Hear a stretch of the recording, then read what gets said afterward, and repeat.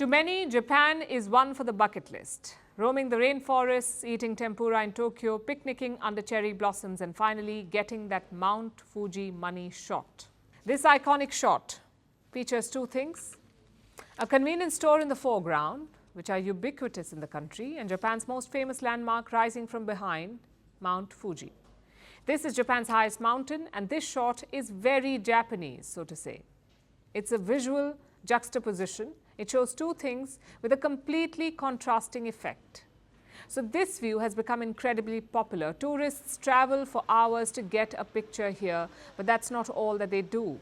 Some of them climb onto roofs of other houses and shops there. Some park vehicles illegally and haphazardly, all in a rush to get that perfect snap. For years, officials have repeated warnings, they've put up road signs, but matters have not improved. Now residents are at their wits' end. Tourists begin to gather to take photos as early as 4 a.m. or 5 a.m. and they can be loud. The locals are struggling just to walk on their own streets.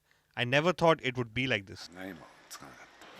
Kawaguchiko town is built on tourism.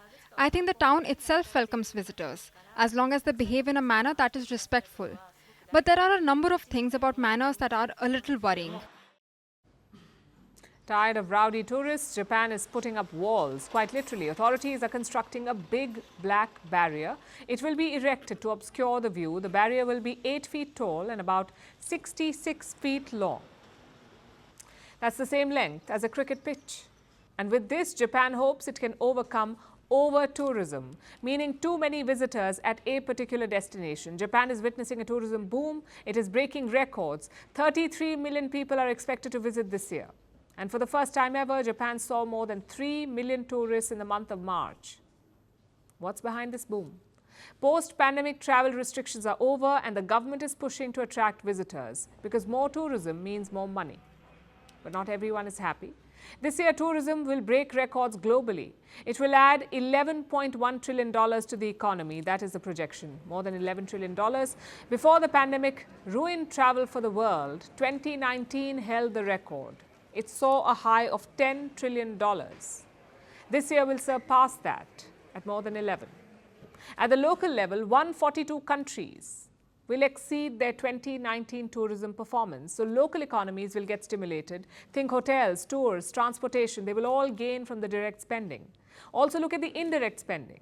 The ripple effect. Hotels will buy sheets, towels or groceries. Tourists will splurge on trinkets or experiences. Globally, 1 in 10 people are employed in jobs that relate to tourism. So from local vendors to big players, everyone benefits. But if something sounds too good to be true, it probably is. Because over-tourism also means overcrowding, more traffic, infrastructure limitations, soaring housing costs, pollution, even broken 150-year-old statues. It's a long, long list and a tricky problem. Countries want tourists, but not too many. So they're battling over-tourism with over-the-top solutions. We're only 4 months into 2024, but these are some of the headlines from across the world. Apart from putting up a wall, Japan has banned tourists from visiting parts of Kyoto. Venice has started charging day trippers. Milan is considering a ban on pizza and ice cream at night. Amsterdam has banned construction of new hotels. Paris has increased tourist tax by 200%. Hawaii is thinking about charging a hefty tourist fee, and Capri has doubled its visitors' fee. Who can blame them? This Mediterranean island sees 16,000 tourists every day. Its population is 12,900, 16,000 tourists every day. So you get the gist. Some countries hate tourists to the point that they're willing to spit in your beer. But at the risk of receiving hate mail, we want to clarify one thing.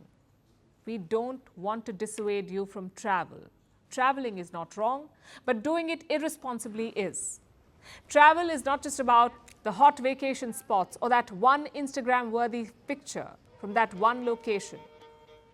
Traveling is also about expanding horizons, choosing quality over quantity, and following sustainable practices. So where can and should you go this year? To make it easier for you, we've compiled a list.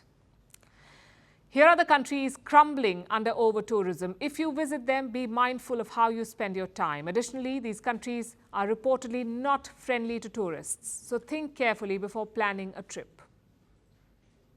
even if you ignore both the lists. Many destinations still remain. On top of that, here are some countries welcoming tourists right now. So if you can, support them.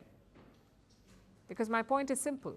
If you look beyond what Instagram and TikTok say, you have a lot of options. Choose wisely.